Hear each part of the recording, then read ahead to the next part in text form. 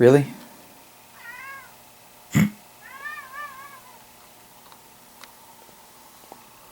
Okay. Well, anyway, hello. I just got back from VCF Southwest, and my room is a mess and has been for a while because I haven't been doing much of anything. What is even down there? What is that? Like, I have no earthly idea. Like, I've forgotten what's even on my floor. But the point is, the floor's messy, and I never even finished making the last video I was going to upload. Yeah, that's a thing. But anyway, before I can even show you the stuff I got at VCF, I need to clean all this crap up. And what am I doing here? Like, what is this? And like, this is like tests from school when I was in a history class. Like, what am I stinking doing? I don't know. Yeah, it's bad. It's just bad, and I want to fix it. Because, well, first of all, this is one book that I got recently. This is another cool thing I got recently, and this is my bookshelf. And yeah, the top shelf is this, and I need to fix that so that I can put books on it, but like, I don't even know where to put the rest of this stuff. These top two shelves are mostly useless. I don't know. I don't. And my calendar still says May. What is wrong with me? And my Mac Mini isn't even hooked up, and that's what I'm going to probably use to edit this video, because this thing is slow. Well, it's not that slow, but it's 10 years old, so my main computer downstairs is hooked up to my TV, so I'm not going to use that. That's normally what I would probably use. I'm exhausted. So anyway, probably maybe 20 minutes or so are going to pass between this and the next clip, but this is what I'm going to have to do to get this video made, so I'm going to do it. Okay, guys, well, my room isn't that much better, and my bookshelf is far from ready. I haven't done anything to the bookshelf actually yet, but I wanted to go ahead and start talking about the stuff I got and then worry about the semantics later, I guess. I guess I'll start with the stuff that I didn't buy at VCF. I don't remember what order I visited these stores in, so I'll just start picking stuff up and doing it. And some of this has nothing to do with computers, but first of all, I went to a half-price books and found all 3 DVDs of Gunslinger Girl. I don't know what this is about, but it's young girls with guns, and I thought that was funny. And it's a painfully 2000s thing that I wanted to watch on DVD, so I grabbed them. And here we are. They're in really good shape. Clearly they're all here from the same person, and it's kind of hard to find early 2000s DVDs that aren't super beat up these days, I feel like. And I don't even know if this was the same store. One of these, oh, I think this was the same store, but I went to this store late Thursday night, I think, and then went back Friday morning. Bought this Thursday night. This is Game Galaxy. I don't know. It's a broken jewel case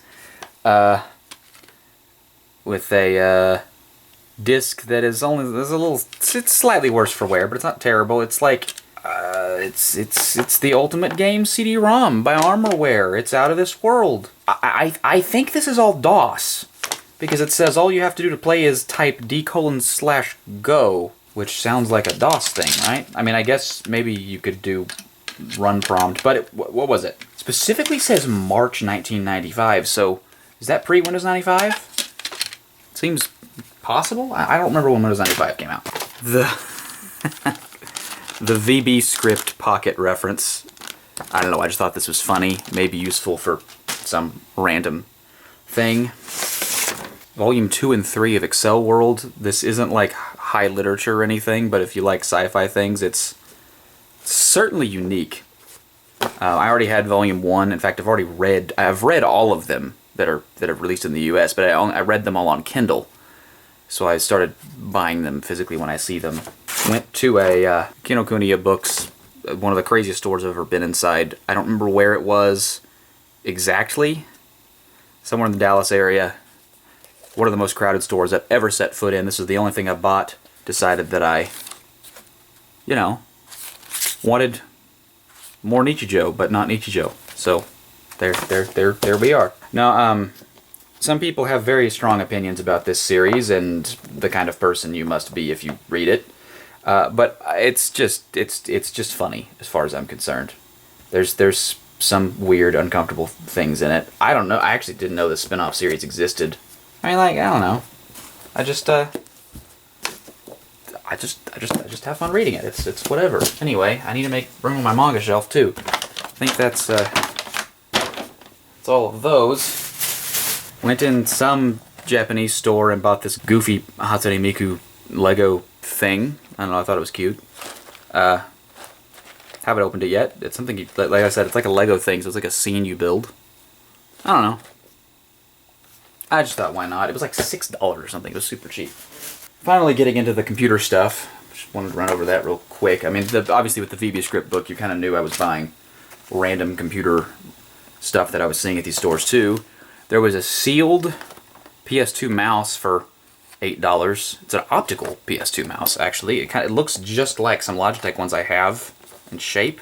Yeah, new in box, $8 at another half-price books. Really great store to find all kinds of weird stuff. And here's where the problem starts. Could not resist buying stuff like this. Programming Internet Explorer 5. Who wanted to program Internet Explorer 5? I'll tell you the answer, nobody. By the time IE5 came out, everybody already hated Internet Explorer. Now, Internet Explorer 5 was very important for a lot of reasons that I could make a whole video on at some point, but it's fascinating enough to me that when I saw this book, I was like, dude, nobody's going to buy this. Nobody needs to do this anymore. And, I don't know. I have a love-hate relationship with Internet Explorer. It's kind of the icon of Microsoft's anti-consumerism, but it's kind of an underappreciated force of innovation in some parts of Internet history. What is this receipt? Hold on. Receipt for some sunglasses I bought at Target.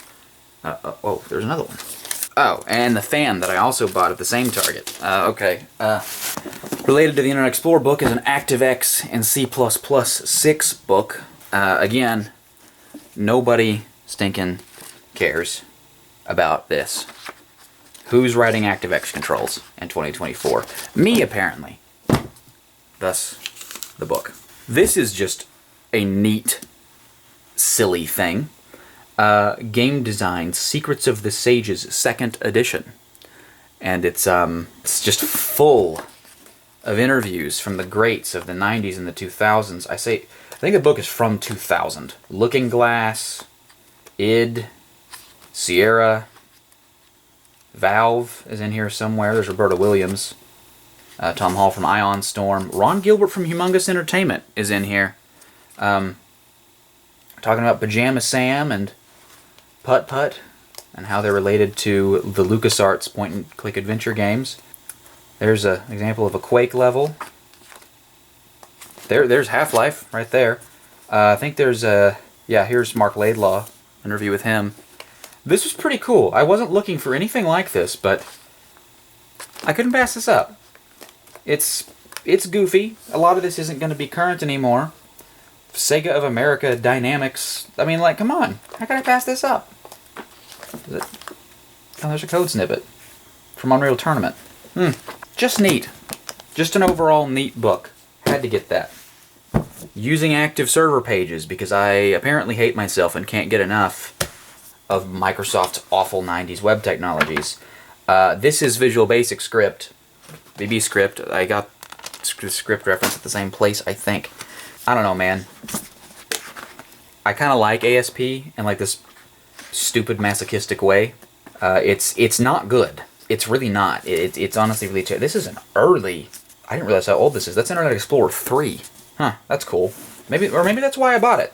It's a special edition. Is this like when... This might be when ASP first came out. You know what? Glad I have that. That's really neat. I actually may literally already own this, but I couldn't leave it there. The ProDOS 8 Technical Reference Guide, straight from Apple. The registration card in it. You know, it's just... You know, here's the stuff that's been added to AppleSoft Basic and the Apple Assembly stuff with ProDOS 8. It's in really, really good shape. How can I pass it up? Holy cat, what the crap?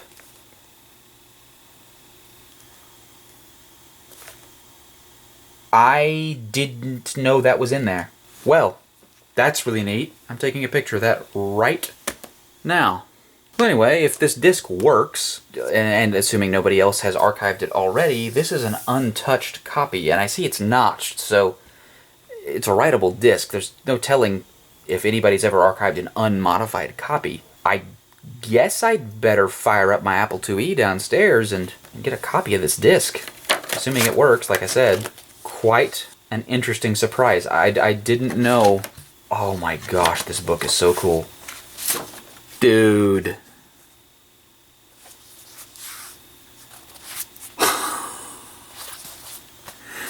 I didn't actually look that hard at this. I didn't realize this was such a cool looking book.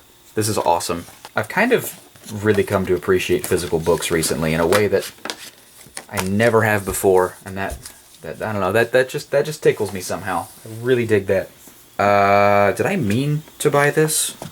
Developing games in Java? I don't know if I meant to buy this. I think I did. It's an old Java book, so hey, that's neat. Why not, I guess. That's cool. Director MX. Another thing that nobody is going to be using in the year 2024. But I think Director is very cool. There's a reason that it ruled point-and-click games in the 90s, and this was clearly a lived-in book.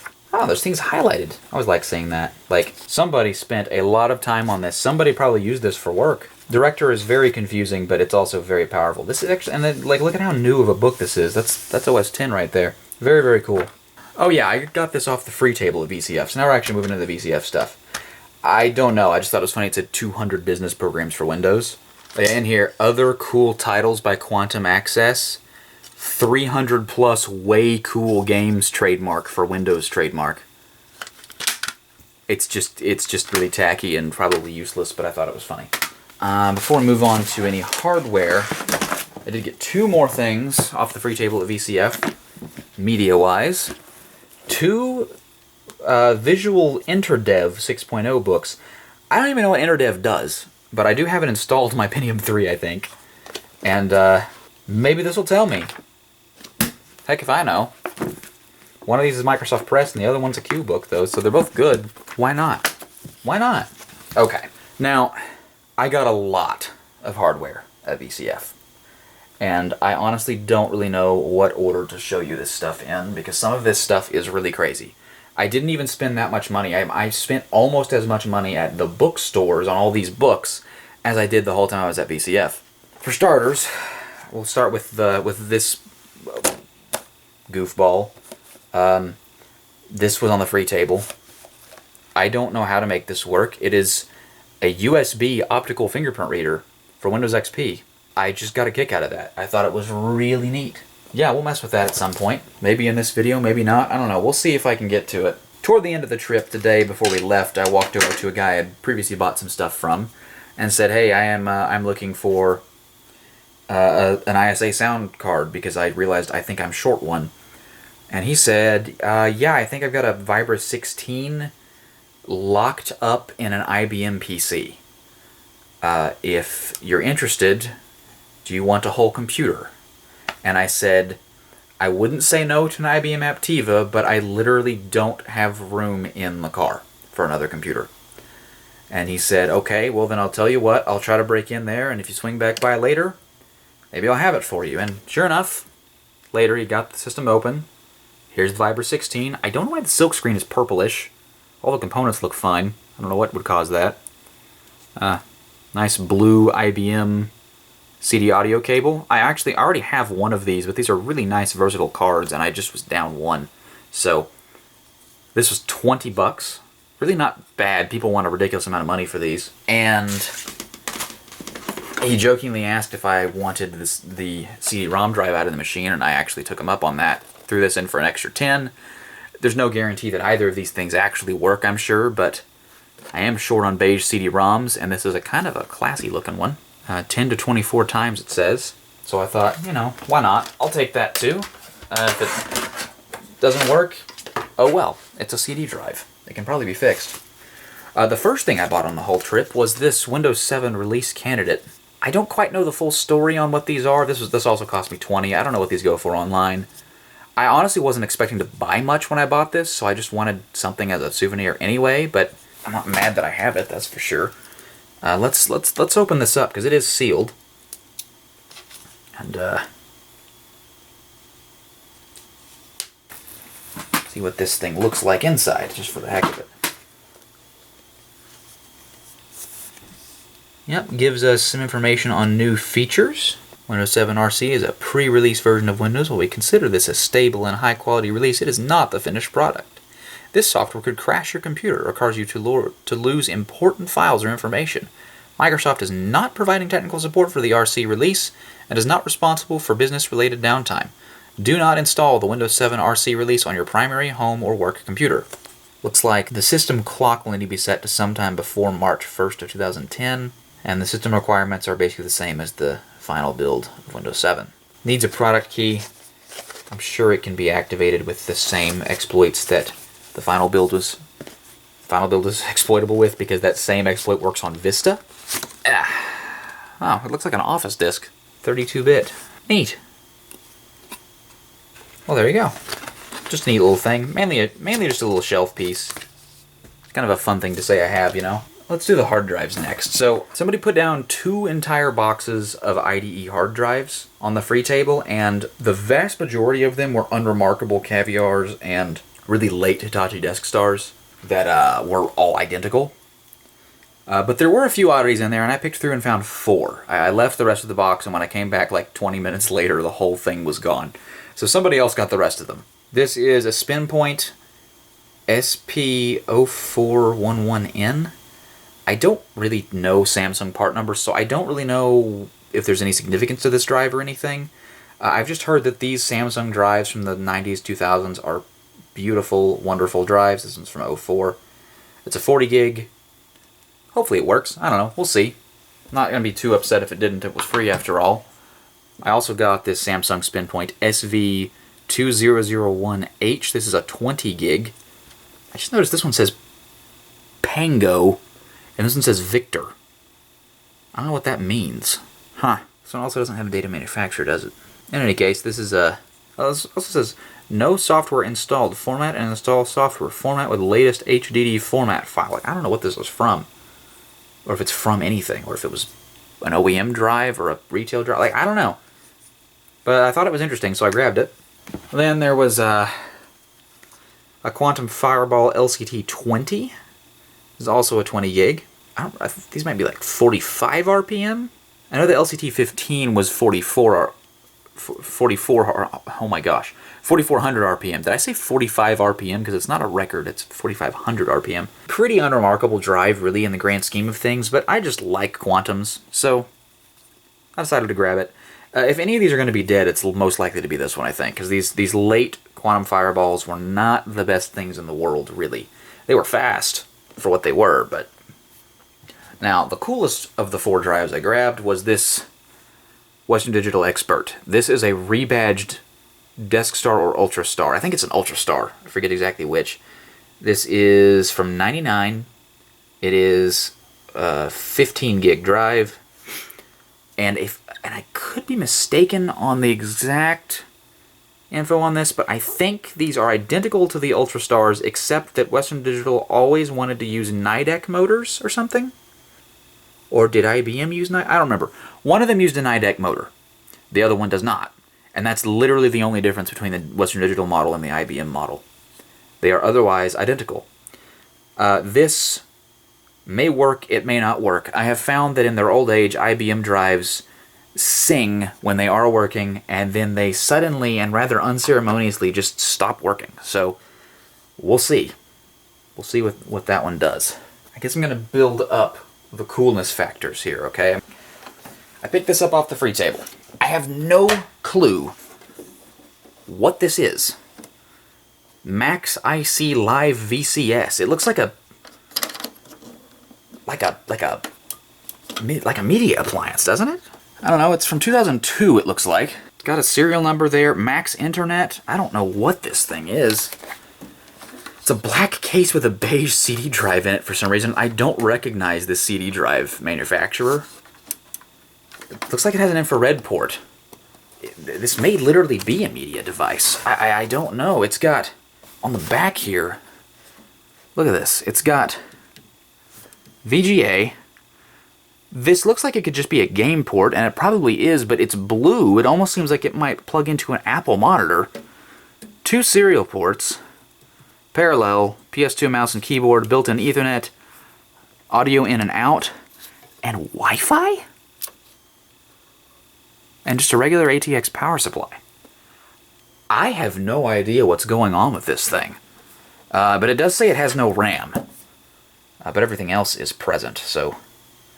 It's a 450 megahertz Pentium 2 in 2002. Like, I guess this was a low-cost machine, probably designed to be disposable. I don't know, let's crack this sucker open and see what we get in here. I just couldn't leave this. It was too odd. Like, it's not, it doesn't fill a void in my collection in any way, except that the whole thing was just weird. That is an MSI motherboard. That is for sure Pentium 2 with no RAM. Caps look good. Is that a USB? Oops, USB on the front here that I can't get open? Like, how do you oh. Okay. Yeah, okay. That's what that is. It's got a PCI, yeah, that's a PCI Wi-Fi card. Chassis intrusion. Hypro power supply, how much is that? Like 100 watts. Oh, no, that's 5 and 3.3 volt. Wait, what? I don't see a total wattage on that, but it's only got 3 amps on the positive 12. This is definitely an old school power supply, so it's like, it says it's HP 146 SSD. I don't know what the SSD stands for, definitely not solid state drive, but I'm going to assume the 146 means 146 watts. That's strange. This is probably a game port joystick port thing. I don't know why I said game port joystick.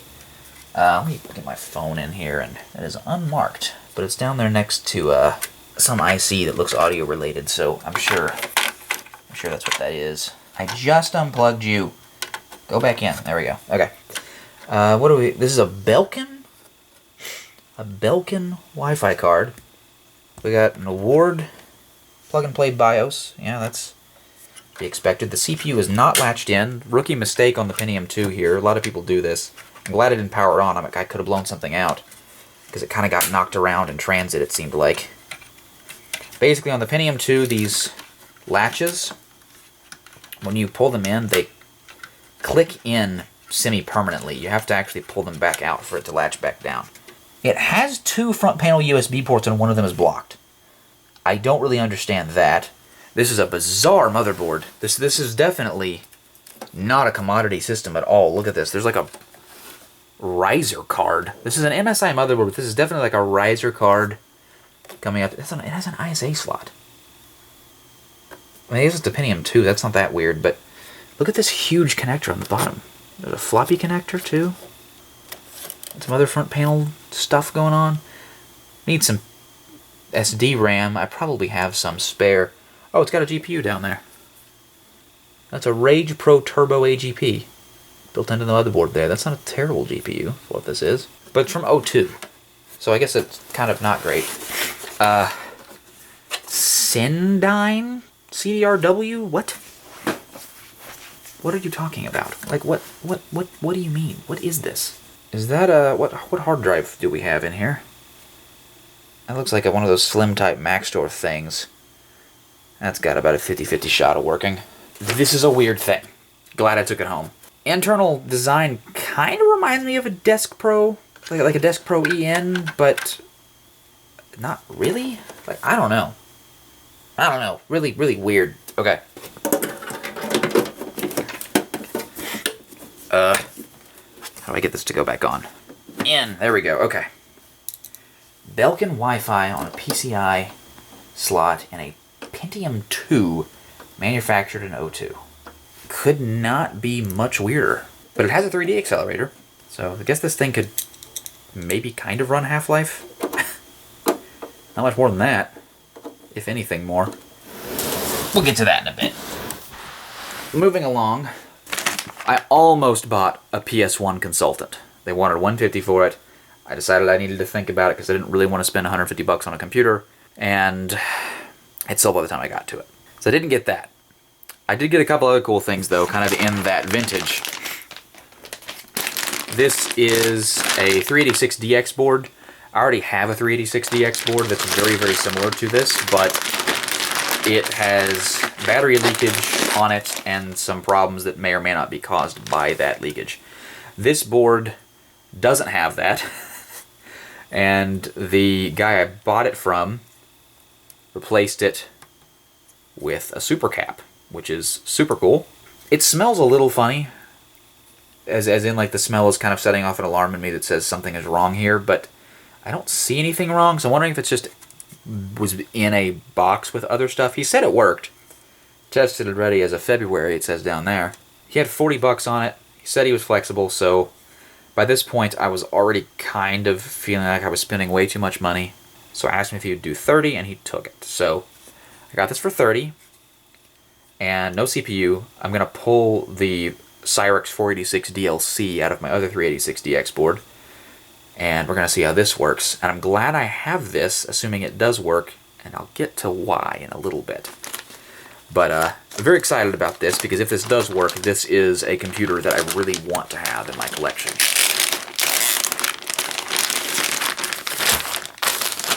Since I didn't buy the PS1 Consultant, I wanted a nice retail name brand 486.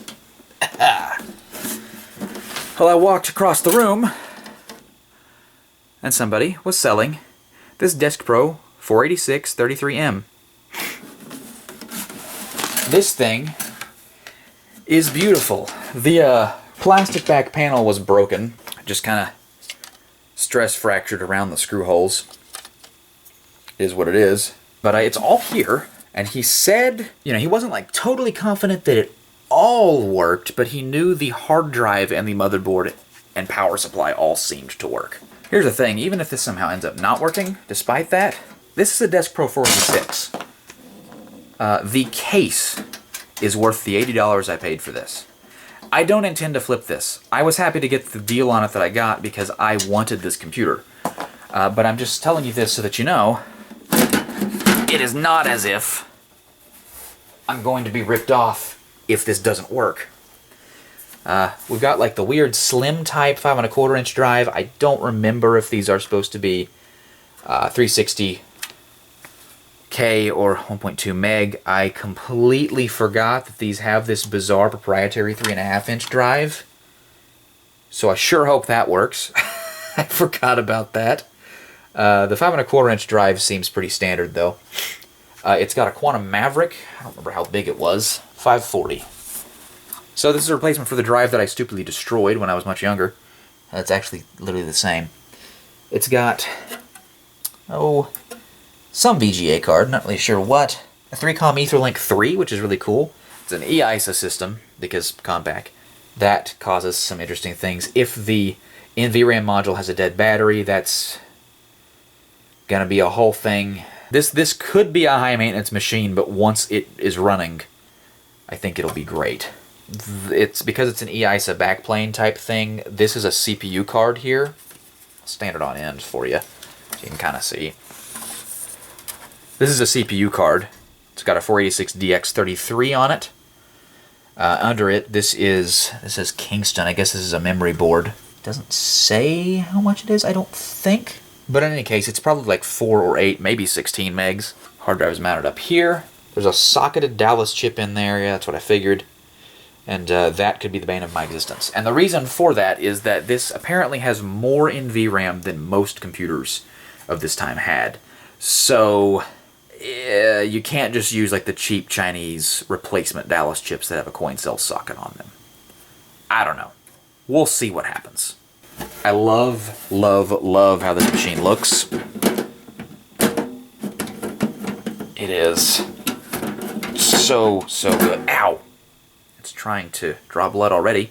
It's such a good looking machine. Compaq was trying to copy IBM Play for Play back in these days. So it makes sense that they would make sure that this thing looked at least as sharp as a PS2. And I think they succeeded at that, although this is definitely much bulkier and much more commodity of a machine, even if it's still definitely not really a commodity machine. These are neat though. I've never been like, I don't know, like I've always been an IBM fan, but compact stuff from this era is so overbuilt in such a similar way. I do really love this machine. I hope it also ends up working. Oh gosh, I just fell backwards. This is not a computer. This is a Caddy Apple CD300 with a Caddy. Actually, one of my buddies bought one of these. That's interesting. One of my buddies bought one of these. The guy had 2 of them, and I didn't buy the other one. Came back the next day thinking, why didn't I do that? I wish I had bought that, and it was gone. Well, I started digging through a bin of expansion cards and cables in front of his table, and found this in the bottom. And it was another one. He was like, well, actually, I said, I found another one of the Apple CDs, and it has spider eggs on it. And he said, oh, those are $5 extra. And I laughed. And then he said, hey, hand that to me, and I'll test it, and if it works, then I'll sell it to you for the same price as the other ones. I handed it to him. He put the Caddy in. It tried to spin. Of course, there was no disc in it, but then he pushed the button and ejected the Caddy. He said, I think it works. 15 bucks? I was like, totally, yeah. I'll take this for 15 bucks. Even if the drive in this doesn't work, at a minimum, it's a power supply and a SCSI interface that I can put another drive in. And I'm happy with that. Plus, this is cool. This is just neat. Kind of always wanted one of these. Oh, oops. Aw, I tore the piece of paper on top of the weird Pentium 2. Wasn't going to leave it on there anyway, but... Now, before I move on to some of the weirder things that I got here, in some ways, this would be considered the main event. That's right. This is a PS2 Model 30, the 8086 model, made in the US of A. This apparently was a computer reset find. It most likely doesn't work. I'm pretty sure the guy said he had never tried to turn it on. He doesn't know if it works. It is rough. Like, it's bashed in multiple spots. The plastic is obviously brittle. Every single exterior screw is rusted shut. And I saw these things, and obviously my gut was to run. But then he said he wanted $25 for it. Guys, I couldn't leave this there for 25 bucks. So I gave him the 25 bucks. And I'm going to give this the best chance I can of working. But I may open this up and find that it's unsalvageable. I don't know. But for 25 bucks, I think it was worth the risk. At a minimum, I have a notable piece of computer reset now. Let's pop this sucker open and see what we find.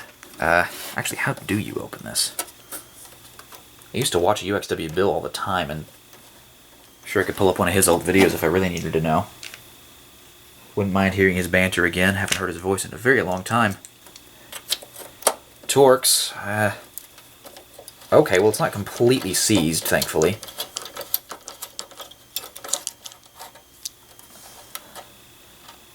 Oh, that is bad. Okay, well, I was hoping it wouldn't be as bad as it looked, but it absolutely is. These screws are rotted to the core, and they're spring-loaded. To add to the pain, I'm trying to get them replaced. At least it's not locked. I'm very glad it's not locked. I would destroy the chassis trying to get it open if it was locked. Uh-oh. Oh, no, okay, it's turning. Well, alright.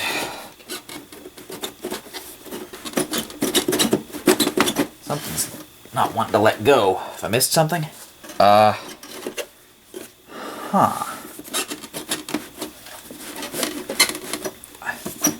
Okay, no, that's how it comes off. Okay. Let's, keep at it here. I have pretty much no hope for the hard drive in this thing, but I'll give it a sporting chance. I cannot get this left side to come off. These are supposed to be very easy to work on. I don't think I'm missing anything. Except maybe the required luck. I have also pretty much no faith in that power supply, but I don't know, if it hasn't been underwater, maybe it's fine.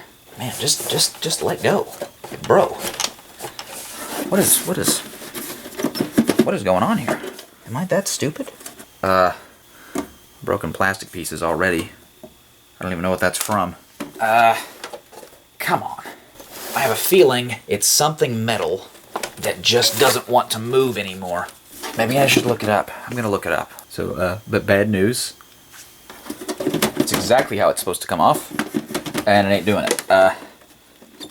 Oh, wait, that might have been... There we go. Holy cow. Holy cow.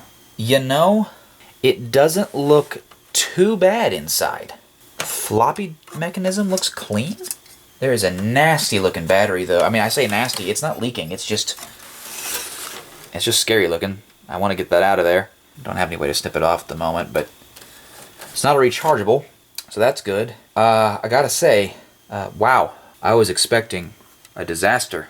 Inside of the power supply is dusty, but not more than I'd expect from any old computer laying around this long. I think just being out in the heat and the humidity, the outside of the case got a bit corroded.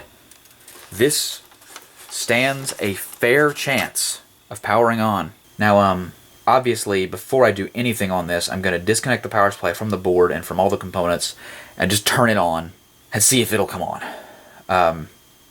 Because I don't want to fry anything. It is at least a switch mode power supply, I think. It sends a power good, so the machine probably won't power up if the power supply isn't working right. But I don't... Oh yeah, it says planar. Excuse me, let me use the proper IBM terminology. I don't want to blow the planar with a bad power supply. Also, all of these components are very proprietary. This floppy connector, only a PS2 thing. Hard drive connector, same story. Both of them have power and data going over the same cable. Let me grab a random floppy here and just see if the mechanism behaves. I'm sure it's a 720K drive. I think important on these. Let's just see if the... Ooh. That is a... That's not too happy. The floppy mechanism is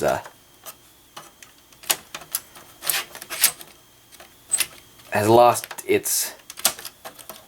Doesn't have the pep in its step that it should. But it is moving. It does move, but the whole thing squeaks. I would say that probably got exposed to the elements a little too much because it doesn't have a dust shutter. As many IBMs didn't back in these days. The heads look fine. It doesn't actually look corroded, it just looks really gunked up. Maybe I could just re-grease it and it would come back to life if it doesn't work. And it may yet work. That's the crazy thing with all this. The chance is never zero that it would just work. And the more I'm working out this mechanism, the more it kind of comes back to life. I don't know. I am surprisingly optimistic about this machine.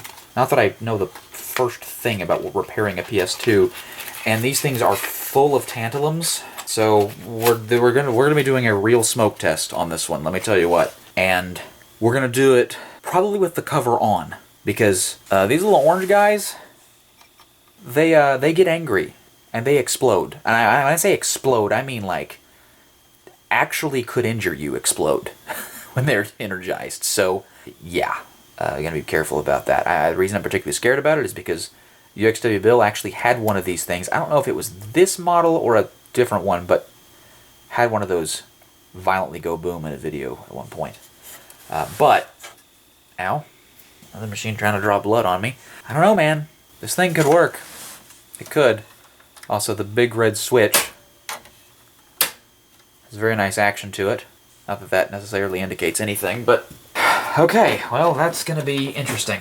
On the topic of old stuff that probably doesn't work, when I found the Apple CD, I also found a Plus hard card. I've always kind of wanted one of these. I know that they never work, but like, how could I pass it up? It's a Plus hard card. And I picked it up and I was like, hey, you know, I've always wanted one of these, but they also never work. And he was like, yeah, you're absolutely right. I know that. They never work, so you can just take it. And also, I have two more. What the heck do you mean you have two more? I am now the proud owner of 3 plus Hardcards. I'm sure none of them work, but we're going to try them. We are going to try them. Why the heck wouldn't we try them? Also, I went back to his table later. This is honestly my favorite vendor. I was digging through some other stuff, and this pink static resistance bubble wrap, I found this Seagate MFM controller. I'm a little iffy on whether or not this controller will work. It just kind of looks janky, but I know this is from the factory. I don't know, man. These sorts of things just make me nervous. But it could work fine. I don't know. We'll see. I picked this up and I was like, how much you want for this? And he's like, I don't know, $5. I said, I don't have any MFM drives yet, but I might get some in the future. You know, and he was like, well, yeah, that sounds like you're planning ahead. That's fair enough. Then he was like, could I interest you in a... well, that was interesting. He was like, could I interest you in this? So yeah, he went over and pointed to this.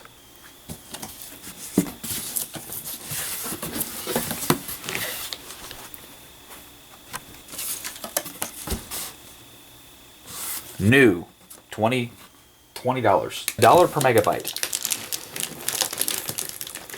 Who knows how long this thing has been sitting around. This is a full height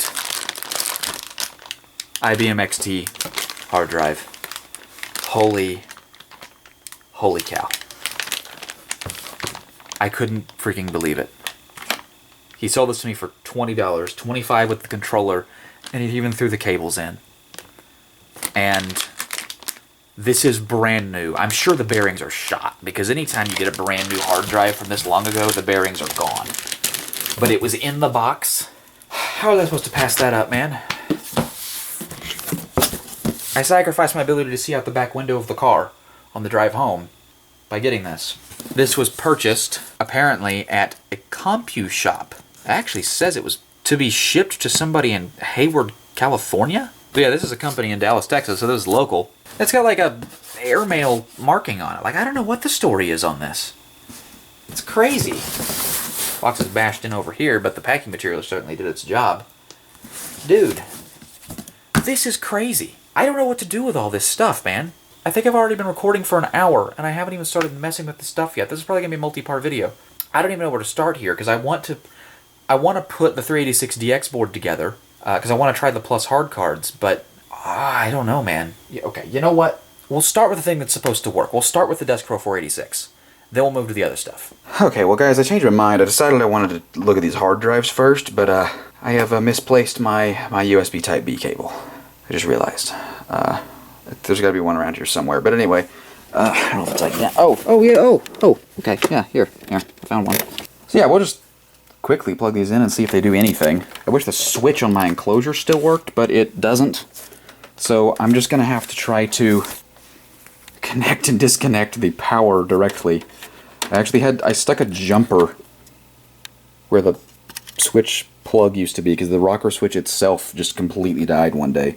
Let's do these Samsungs first. I'll save the What's Digital Expert for last. Do I have sound from the computer so we know if it connects? Okay, that's good. We'll start with the 20 gig.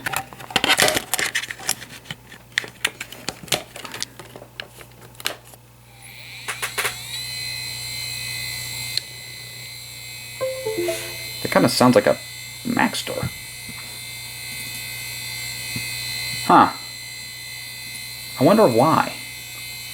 I don't have the ability to check the smart information with this controller.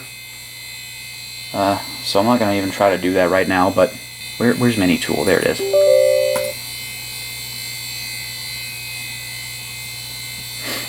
It is totally empty. It's either totally empty or it's APM. I doubt it's APM. I guess it could be, though. I don't know. We'll try plugging it into a Mac, too, I guess.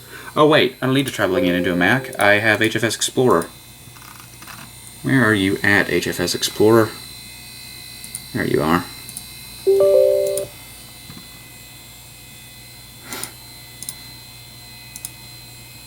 None. Okay. So yeah, I guess this is empty. Interesting.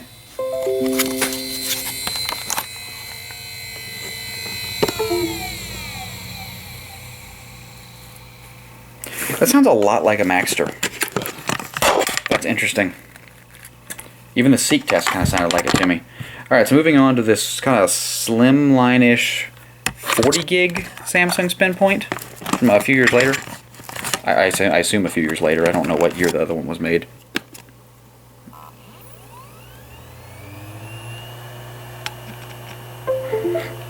Sounds great, but these are all going to be empty.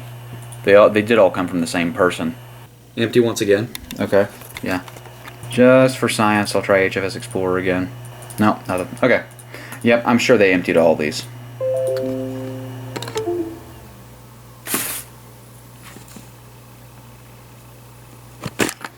These are supposed to be pretty good. Samsung made some very good and interesting hard drives at this point in history. Now here's the Quantum Fireball LCT20. This is probably the most likely to not work, but it's got a fair chance. These aren't terribly unreliable.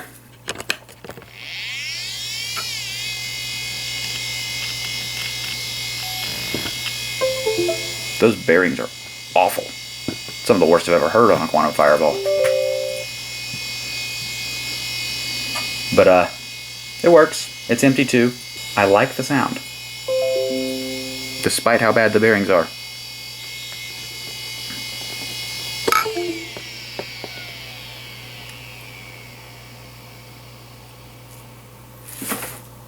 Just always like those. The way it revs up and then slows down, because it must contain the like the same boot firmware as the old Fireball CX did. Runs at a lower speed, so it has to slow back down. Here is the WD Expert. This should sound just like an Ultrastar, but the motor will probably sound a little different.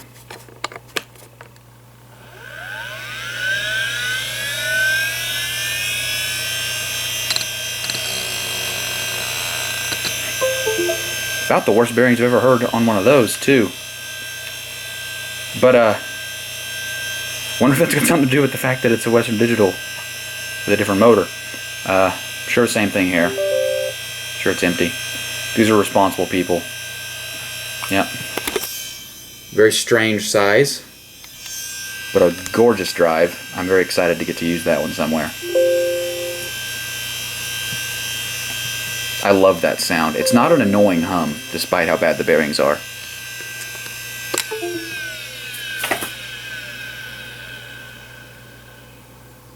Excellent. For seemingly pretty strong drives that all make some wonderful noises, I will put this computer to sleep now. This is the only modern computer in my house that actually likes to stay asleep for some reason. And it was free, except for the case and the power supply, basically. Ain't that something? Okay, I'm now sitting here on the floor with the Desk Pro cover off. It's connected to the keyboard and mouse and the monitor. Haven't plugged it into power yet. Got this monitor since the last time I made a video. It's a nice one. It's a cheap one, but it's a nice one. Yep, looks good. Alright. Time for a smoke test. Is that even plugged in? Okay, it is. Nothing blew up yet. Let's power it on. Ooh!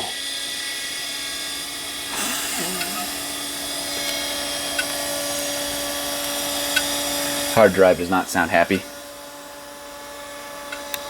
Oh, technology non-VISA interlaced. Hard drive is very mad at me. Fan sounds good. Hard drive gave up.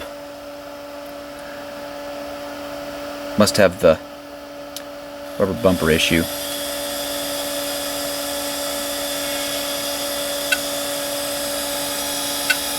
Yeah, that's 100% what's going on there. I will, but I can fix that real quick. Floppy drives, seek tested. Yeah.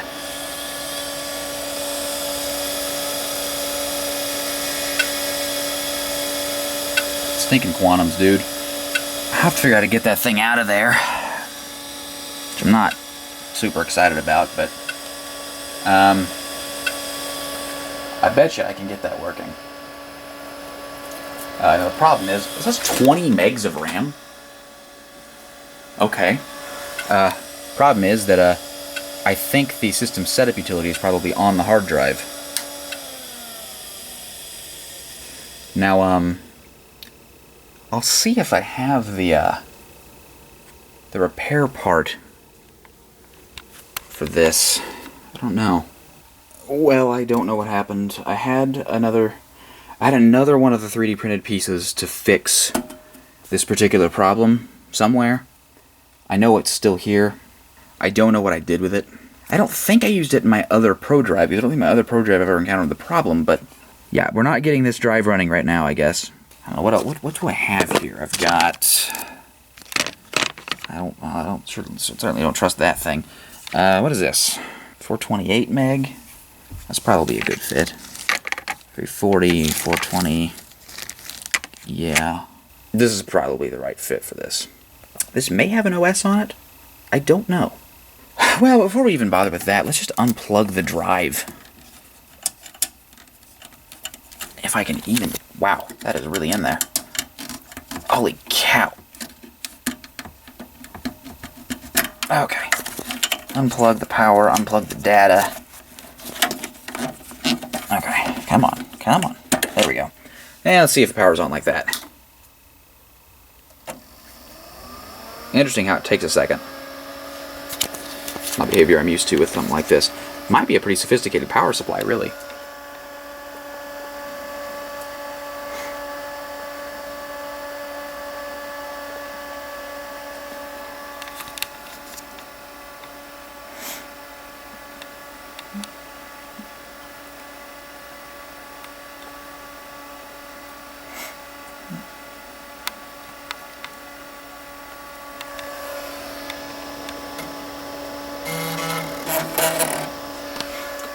Disk controller failure. I'm sure that's referring to the hard drive.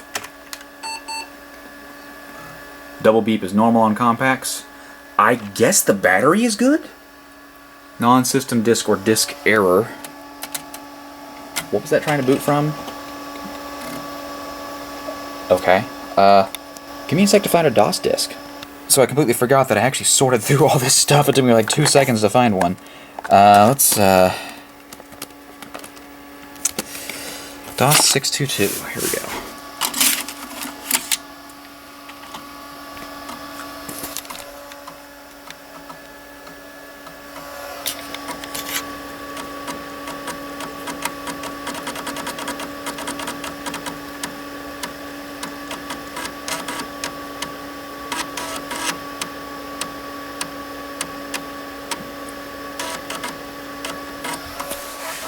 Drive sounds very healthy. Yeah, obviously. Alright. That's fantastic. There's a weirdly shallow eject button. Compact, you are very strange. Okay. As for 5 1/4 inch, I've got some fresh 5 1/4 inch discs. I don't think I have any that have anything on them. So I can't really test that properly, but we'll get to that. The machine is working. Very, very, very pleased with that. That is awesome. Okay. This is great. I'm going to try to get this drive running, if I can. This is a great hard drive, if I can fix it. So here it is. Oh, it's 270 meg. Okay. Oh, there's a 540 version. This is the 270 version. Okay. Well, give it a good shake. I'm sure that's not going to help, but I guess we won't really know till we try, right? Well, I don't even really need to do that. Let's just plug it in. Oh, yes, I do, because the cable is routed right there. It's not hard to get this on and off anyway. It's actually way easier than I thought it would be.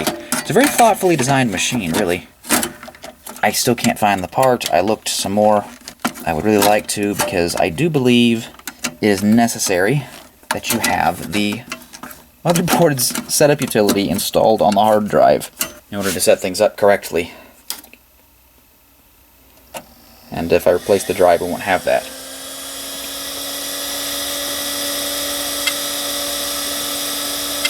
Very, very stuck.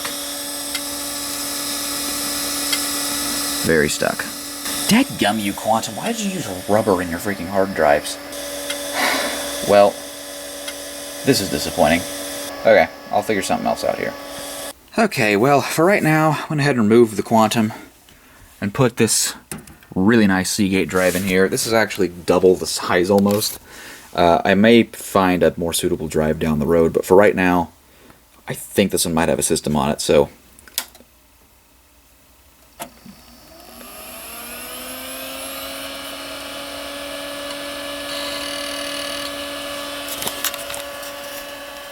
see what we get here.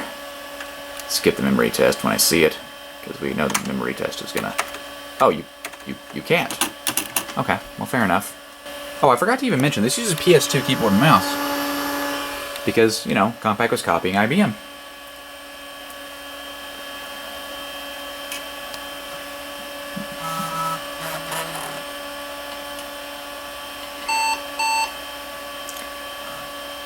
Fixed Disk 0 does not support block mode run system configuration utility. Now, that is a problem because I can't run the system configuration utility because it's on the hard drive. I'm not going to worry about this right now. I'll have to find basically this system's equivalent of a reference disk to run the setup, I guess, and we'll worry about that later. But the whole thing's working. I just gotta figure out that hard drive situation. And by figure that out, I mean find the thing that I need to shove into the hard drive to make it work. Okay guys, I admit I'm more than a little nervous to do this. The state of the exterior of this computer just worries me. That's a regular AT-style power connector, it seems. What are you? Just broken plastic? Yeah, I guess. I don't know where that came from. And make sure no power is getting to anything aside from through the motherboard. Yeah. We're going to give this thing a smoke test now. Power switch is off. This is scary. This is really scary, actually. Not going to lie. Smoke test. Holy cow. Holy cow. Came right on.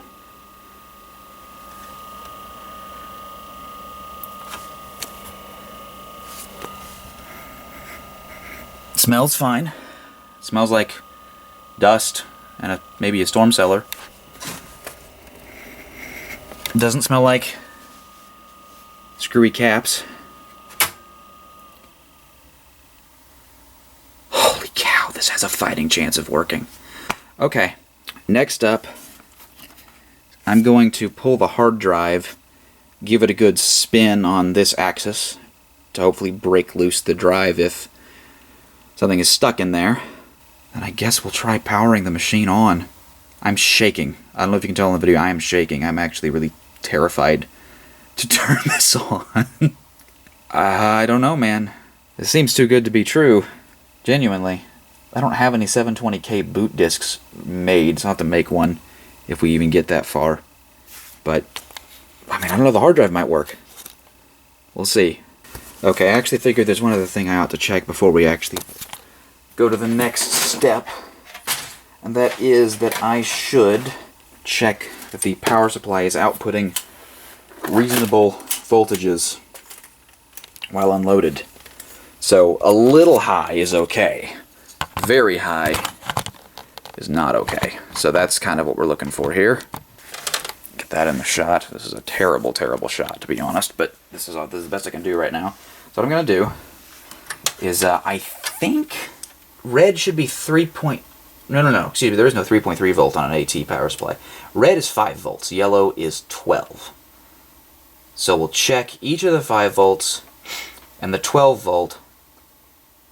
I don't know where negative 12 volt is, but probably nothing uses negative 12 volts except sound blasters and serial devices. So,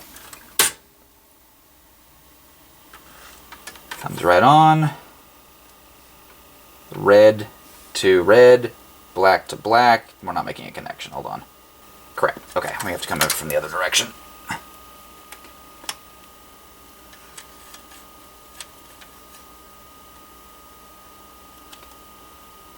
5.2. Good. Very good, in fact. Right where it should be. 5.2. 5.2. because it's negative 5 volts. Okay, that's probably fine. Negative 12. Positive 12. Positive 12 was a little on the low side.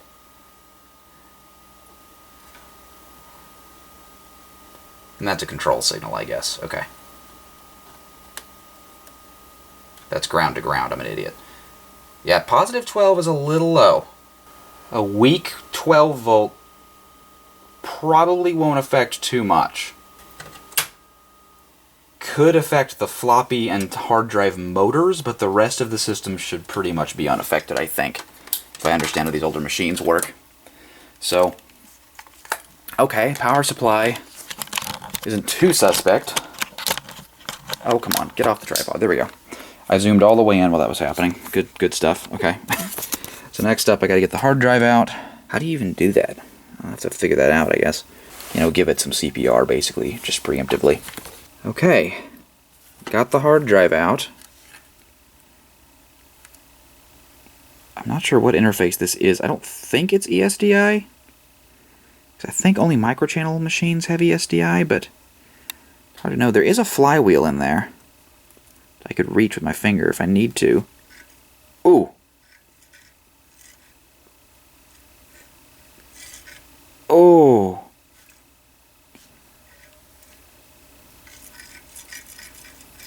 Okay, this thing's toast. Might as well try it though. Think that's contaminated though.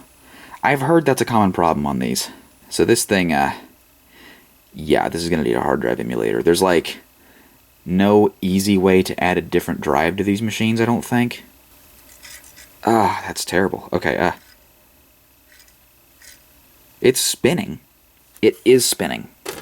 But it's going to make a heck of a lot of racket if it doesn't go up in smoke. I am really nervous. Parents are asleep just down the hall. This is probably not the smartest time to be doing this. Let me try putting this little pin back in place just to hold the drive in position. Seems like it might need it, right? As much vibration as it's going to be giving us. Alright, let's plug the power supply back into the board. Oh my gosh. Am I really doing this? Am I really doing this? There we go. Alright, clips onto the top ISA slot like that. Okie doke. Might as well stick this faceplate back on.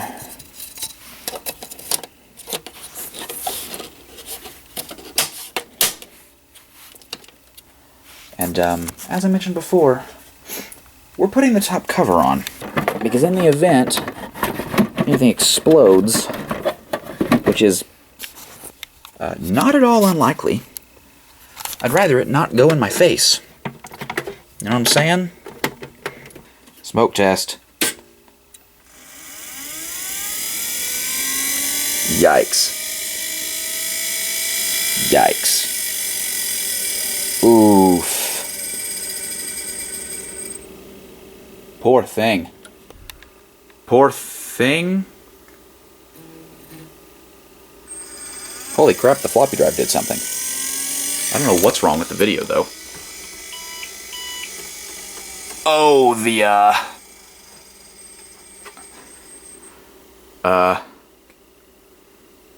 that ain't normal. What the heck? Hard drive is, 100% cooked. There's no saving that. What is this doing? Go to power cycle.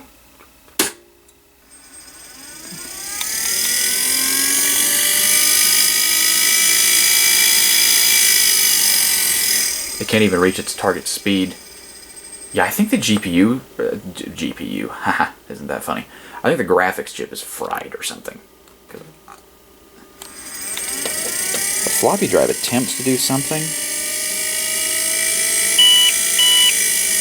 The computer is very unhappy, but it's running somehow. The hard drive is completely toast. Poor thing.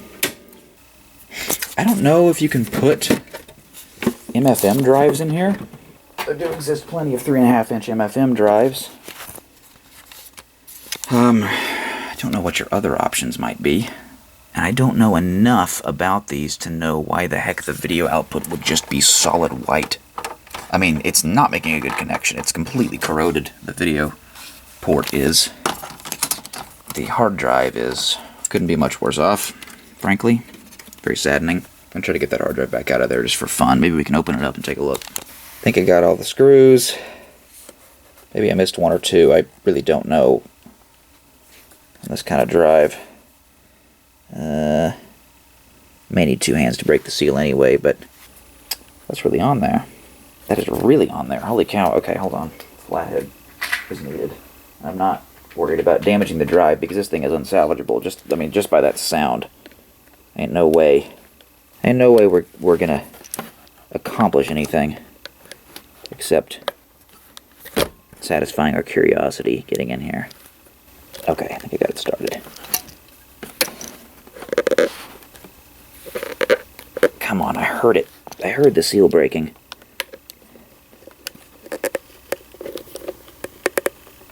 Come on. Ow, ow, ow, ow. It tried to eat me. Ow, that really, really hurt, actually. Holy cow.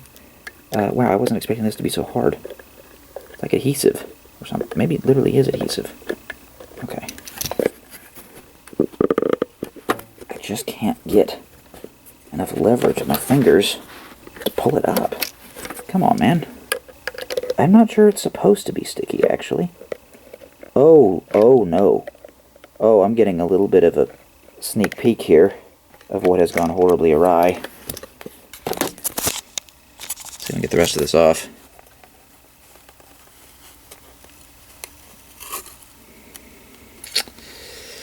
Yeah,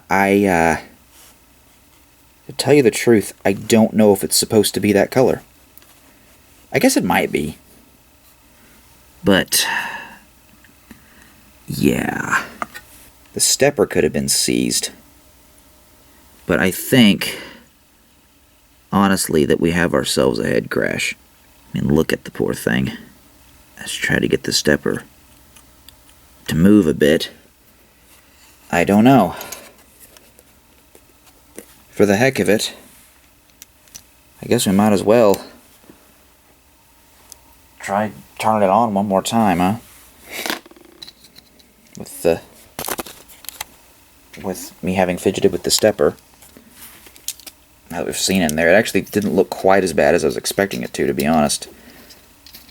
Though I'm sure that's got something to do with the problem. It could also be a controller problem, ultimately. It's preventing it from powering all the way on. I don't know. I'll screw it the rest of the way back in, and we'll see if we can get it to do anything different now. I mean, okay. What could possibly go wrong, right? Nope, it's still blinking weird. It's very, very unhappy. And we're back to Waihi Urpel. I don't know. Don't think we're getting this thing running, that's for sure. Now, just because I want to see if this machine will maybe use an expansion graphics card and show something on the monitor, we're going to try this. I know it's 16-bit, but it's an Oak Technology VGA card. I'll just try sticking it in that first ISO slot. I know it's 16-bit, and this is only an 8-bit machine, but it might work. Won't know till I try. Okie doke. Oak VGA card installed.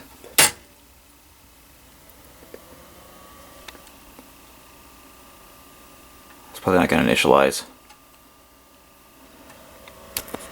Probably forces you to use the onboard graphics. Maybe not. I don't know.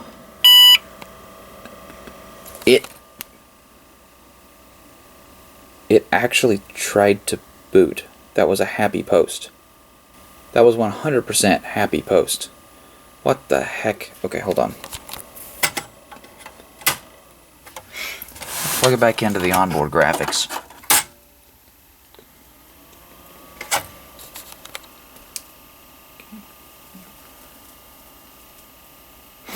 It's just a solid screen. is so weird. Never seen that. 720 by 400.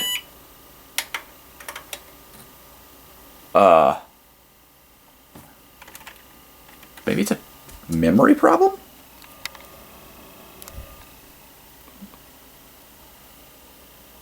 Okay, okay. Does the video have separate memory on this machine? Probably. Maybe somebody could fix this. I don't know. Well, okay. Totally cooked hard drive. Seemingly like dead video memory or something. I'm really not sure what's up with that. Maybe somebody could help me fix this at some point. But I gotta say, that was kind of more than I was expecting. I was expecting this to not work at all. And it's pretty cool to even own this, to be honest. And I really like the big red switch. It's my favorite part of the whole machine, I think. But yeah, let's, I do kind of need to go to bed soon-ish. Let's see if we can't get to some more shenanigans here before I have to do that. So I'll try the Pentium 2 thing. I'll have to grab some RAM for it. Alright, got the weird Pentium 2 here. I'll open again. Grab the first RAM module I found. It's 64 megs from Toshiba. I honestly don't think... I have little faith this module works, but... I don't know, we'll see. Let's give this thing a good smoke test. Smoke test. So if the switch is on.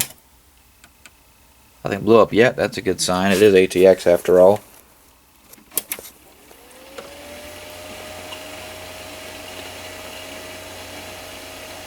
I don't know if this thing has a speaker, now that I think about it. I don't know if I would know if it was screaming at me. Oh, no, it does. I see it back there. We're getting nothing so far. Huh. Well, that's not good. Well, this was free. Oh. It hadn't even hanged. It just was doing nothing at all.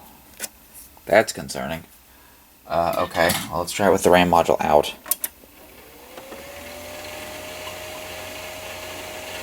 Hard drive sounds good. Whatever that's worth.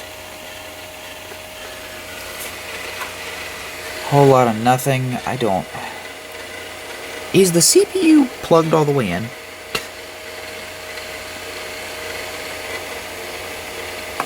I don't know. Pull that. I mean, it feels pretty snug. I think it's good.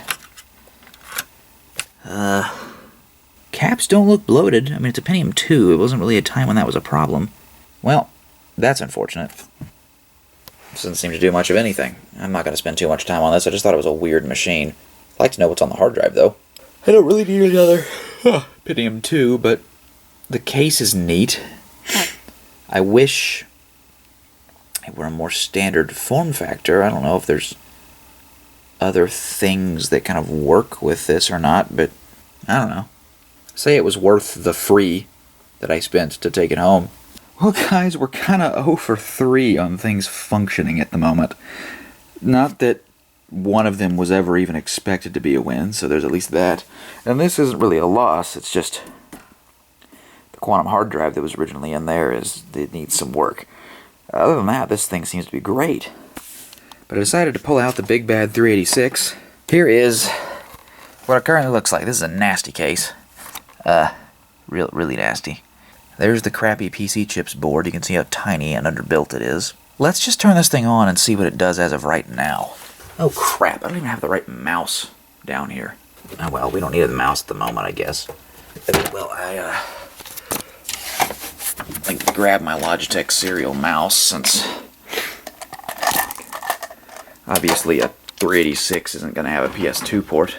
I say obviously a 386 isn't going to have a PS2 port, but I do have an 8086 with a PS2 port, but it is, after all, a PS2.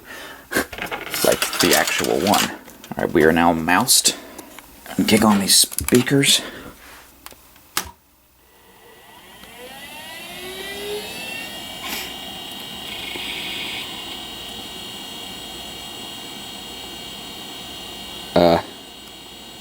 Does this board work at all?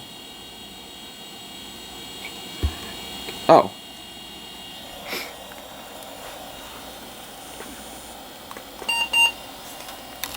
Okay. Okay. I'll take it. It is, first of all, hold on, hideous color scheme. It is June 17th, 2024. And it is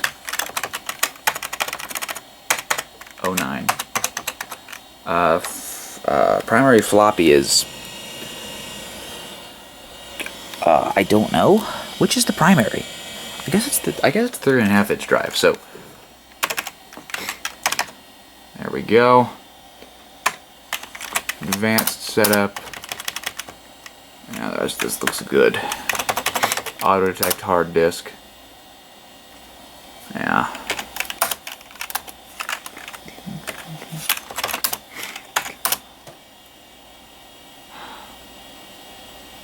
Oh, I have a Super VGA card in here. Okay, that's cool. And we're gonna get memory size mismatch. Oh, no, we didn't. Okay.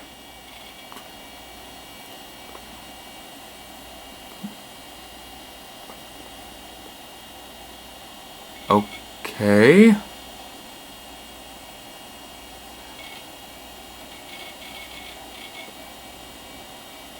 It's all working for the moment.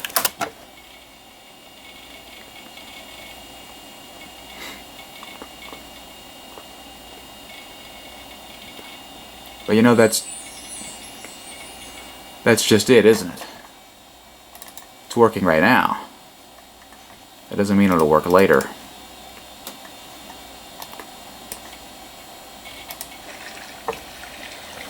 And well, this is the thing. It'll work for a while, and then when it kind of warms up, it starts acting funny. And I mean, the power supply, there's no guarantee the power supply is any good, to be fair, but I don't know.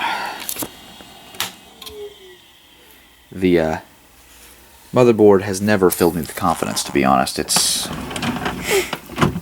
kind of a piece of crap.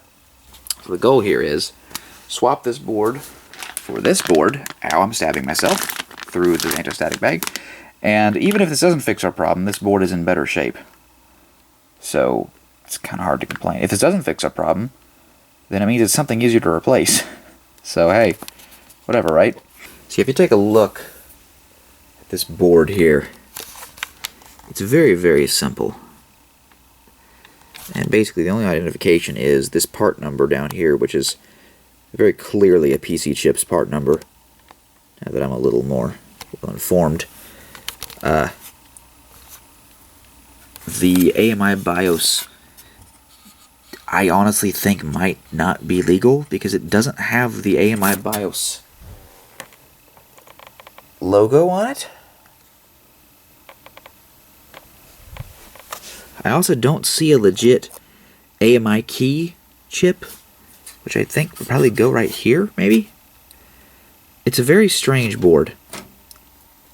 I wouldn't be surprised if it's manufactured in the same place as the one that I'm replacing it with, but it's definitely a lot cheaper. If you look up here in the corner where the battery once was, yeah, you can see that time was not too kind to this board. Yeah. There's no telling what's gotten eaten up under there. It's all marginal. It works. It usually works. That's the best way to put it. It just usually works. But invariably, at some point while you're using it, it locks up. And I just want to be able to use my 40 MHz Cx486DLC. It's kind of funny to like have a computer that's pretending to be a 486 and then also a real 486. I think they perform similarly, but of course this is much more antiquated in the way it works. And I don't know, I think it's kind of cool in its own right. Let's get this other board in here. Well, I may have made a slight miscalculation here. I'm not sure this chip will work in this motherboard because I don't see an option to set the front side bus to 40 megahertz. This may be too early of a board. This may not post with the CPU in. I don't think I'm going to hurt anything by trying. Yeah, I'm going to install the rest of the hardware, and we may be over for. I may have to order an actual 386DX to get this board alive, which is fine. If I had realized that at the time, I would have just bought one while I was at the convention. Oh well, I guess. You live and you learn. It's getting really late. It's almost 1 a.m. and I want to go to bed. But I was hoping to have some sort of success before the night was over. Okay, well, I guess there's really only one way to find out if this works, right?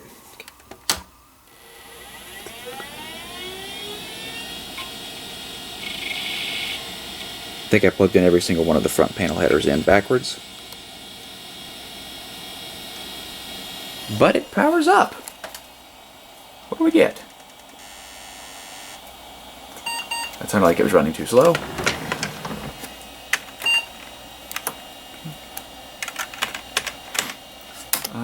Okay. Definitely sounds like it's running slower than it should be. But it doesn't mean it's unusable. And if it works, it works.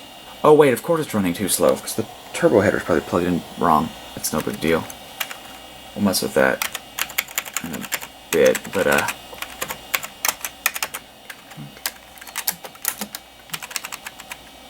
yeah, okay. I think so. This seems like a newer motherboard. Like, I don't know, there's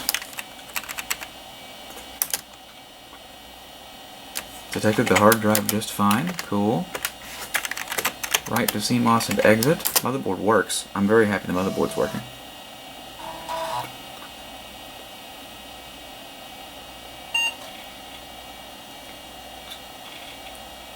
Oh yeah, it recognizes the CPU properly.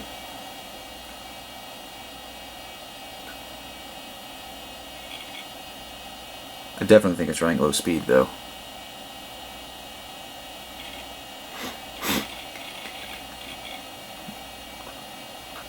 Well, we'll see when we run in Windows.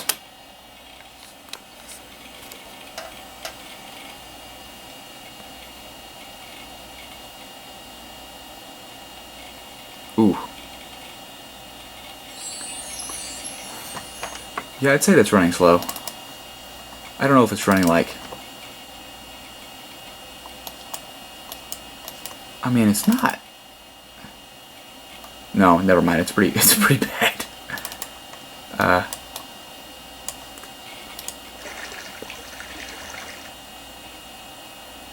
Okay, well, let's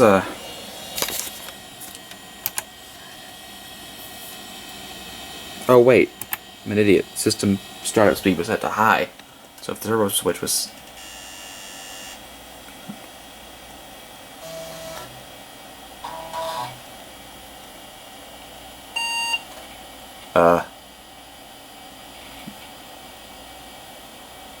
No?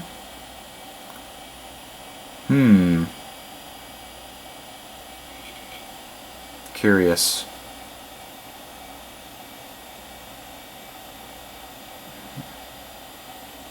Oh no, that's definitely running slower now that I hit the turbo button, isn't it?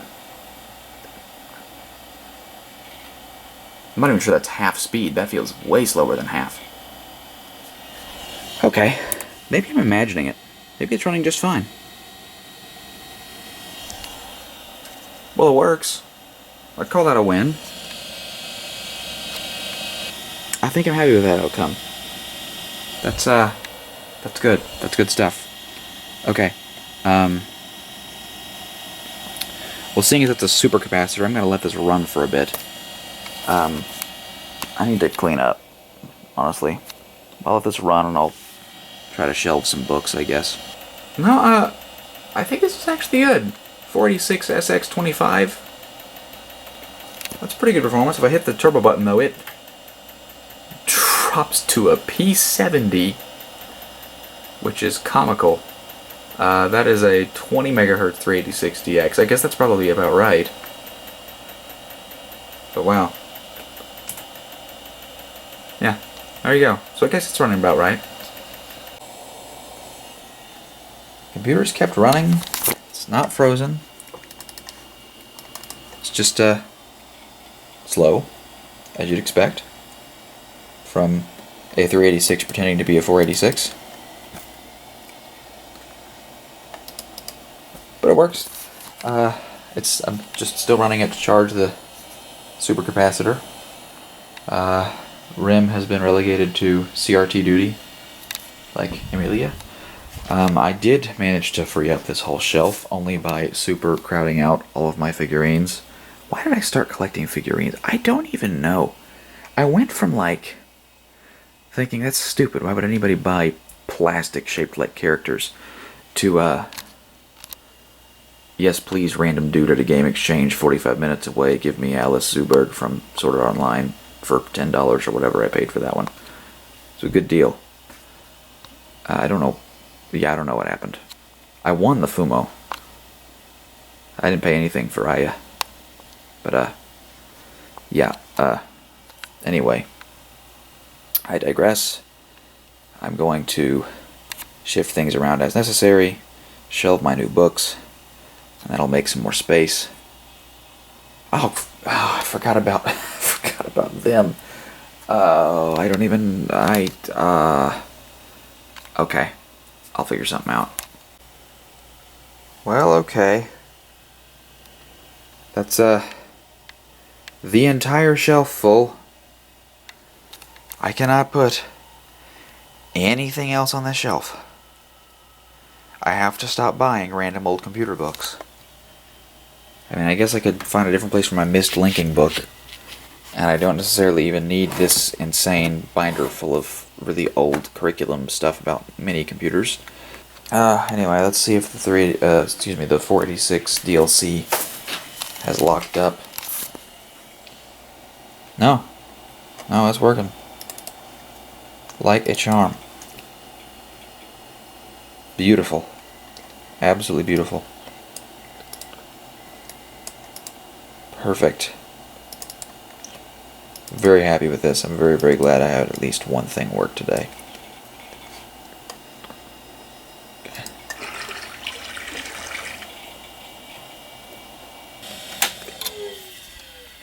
You know what? I'm feeling lucky. Why don't I try one of these hard cards? Well, I've got it installed, but there seem to be a lot of things working against us here. First of all, because of the hard card's design, you have to have a real 8-bit slot for it to even think about fitting. So thankfully this board has one, but it's very, very long, so I only have one slot it will even fit in because of the hard drive cage. Also, this case doesn't have the full-length card support bracket installed. I'm not even sure it was available for this case, so I don't have any support for this. I shouldn't run the system vertically like this because this could break the motherboard under the weight of the hard drive. So we're just going to lay it down like this, and I'm just going to say here goes nothing.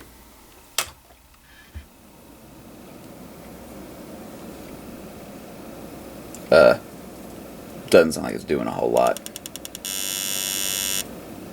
I honestly have no idea how to make one of these things even think about working.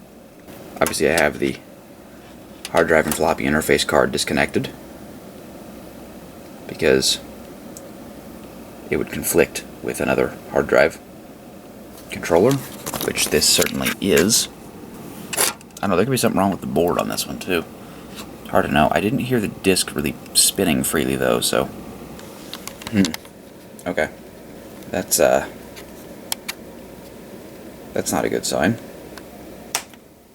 Okay, well, nothing there. I'll fiddle with it for a minute. I'm somewhat of an idiot. It needs a jumper. And actually, there's a chance that by setting this to second, I could make it work with the internal IDE controller. But I'm not going to count on it. What I'm going to do instead is pull the jumper off of this Western Digital Caviar to my right and stick that on first. and try reinstalling it. See if it wakes up. Okay, take 2.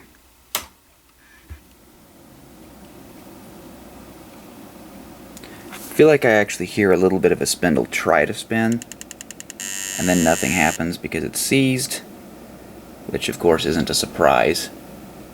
These are not reliable at all. Yep, nothing. Okay, well, I tried. I have 2 more of the things. I'm sure they don't work either, but we can sure try them. Well, I was about to try the next one and then noticed, uh-oh. That's not good. Doesn't that look like somebody had a little bit of a fire in their IBM PC? Which is a shame because this one, I don't know if you can hear that, but it actually spins. I don't know what, let's grab the last one here and see. Let's inspect the condition of it. This one's seized too. So the one that spins is a charred PCB. I guess I could transfer the drive to one of the other PCBs if maybe that would work. I honestly don't know. I don't know. We'll see what we can do. I'm not plugging this one in though. I'm not plugging that into a board I care about, that's for sure. I can try this one, that's this junk board I guess, but I don't know, man. That's not my idea of a good time. Okay, the 20 meg that didn't have a charred PCB but still seems seized, we're going to try it.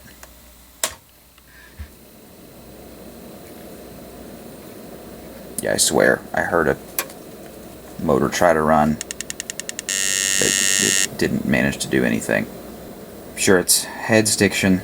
Okay guys, I've really been quite silly this time. As I was saying I needed to go to bed, I decided that, hey, yeah, I should totally swap the drive on these 2 Hardcard 20s. This is the seized one. Really, it doesn't seem to move at all.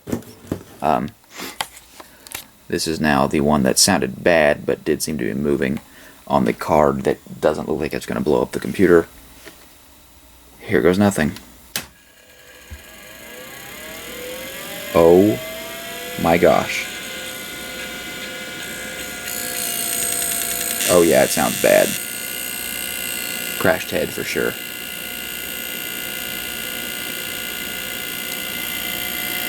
By golly, it spun.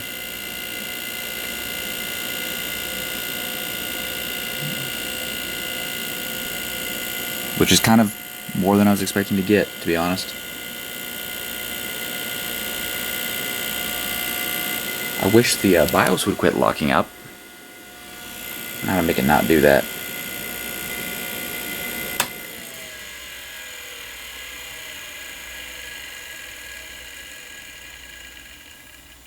Yeah, that sounds rough, but hey.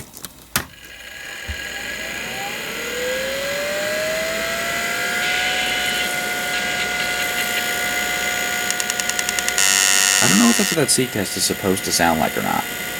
I can't believe the thing's spinning. Okay. Gives me hope for the other 2 drives, to be honest.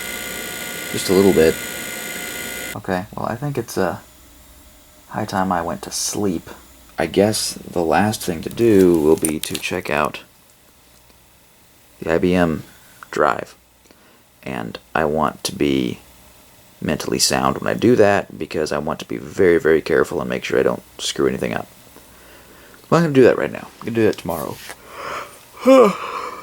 Other than that, I guess I could give power to the Apple CD 300 and put a CD in it for the heck of it. I ought to test that Sony drive. I can do that real quick before I go to bed. But yeah, that'll be about it, and then I'll wind this video down tomorrow, probably, after I get off work or whatever. Alright, well, one last thing. I wanted to see if the 5¼ inch drive happened to work. So that's what we will be doing now. I have a box of just somebody's PCXT backups, apparently. I don't know, we'll just see if one of these discs will read. I don't know if these discs are any good, but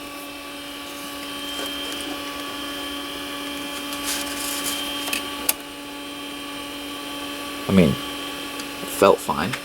I hit B.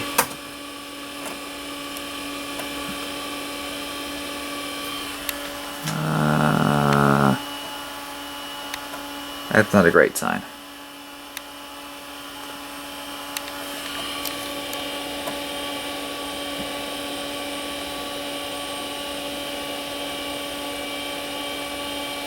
General failure. Okay, well, take us back to A.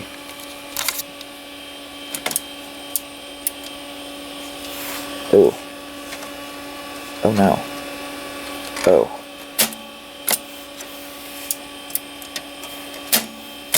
Give me my disc back. Oh, okay. That is, yikes. Okay. That is certainly not quite functional.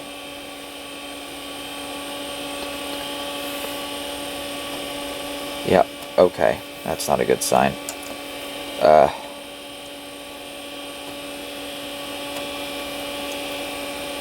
Huh.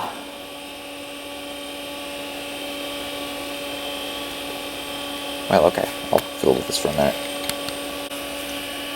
Okay, I figured it out. It is a bizarre mechanism. So, you see how the button is sticking out when there's no disc in? Like, can't push it in. You put a disc in, it clicks in, you should feel it start spinning. Then you push the button. That sets the disc. Now if I type B:,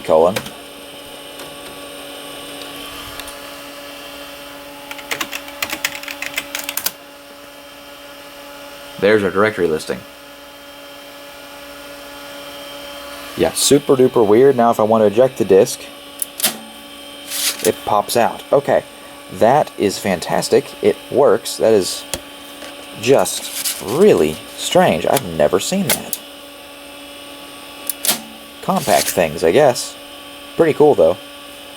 Okay, one last thing before I go to bed here.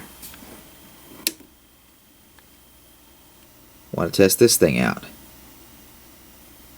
Got a green light. I assume the green light is because there's no SCSI connection. But I'm going to. How do you even work one of these dumb things? You squeeze these? Yeah, okay, so you do that. You take your mist.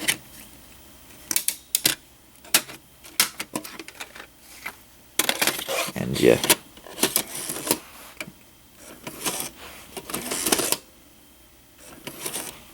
oh, okay. Does it need a connection? Or is it? There we go.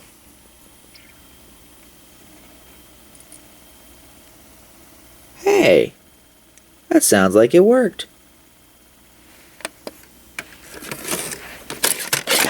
That is a slow CD drive. Well, hey, that's cool. Okay. A little finicky, but honestly, which of the things we got on this trip wasn't finicky, you know? Oh, that'll be loaded with nothing.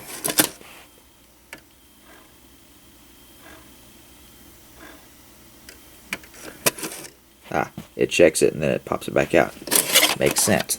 That is very cool. I don't really understand why they did the caddy loading system, but it's fun. So that works. Okay. I was gonna try. Ah, what the heck? Let's try the Sony drive too while I'm here. All right. Let's give this thing some power.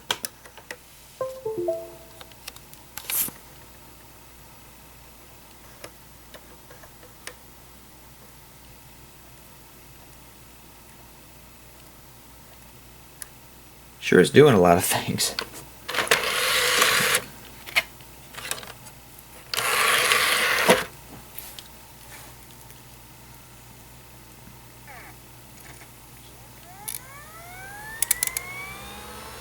Sounds good.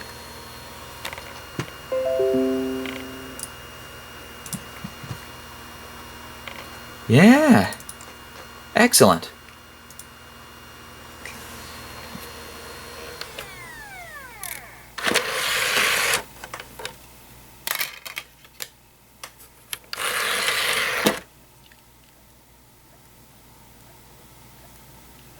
Perfect. That is a really good drive, actually. Wow. Fantastic. Very, very happy with that.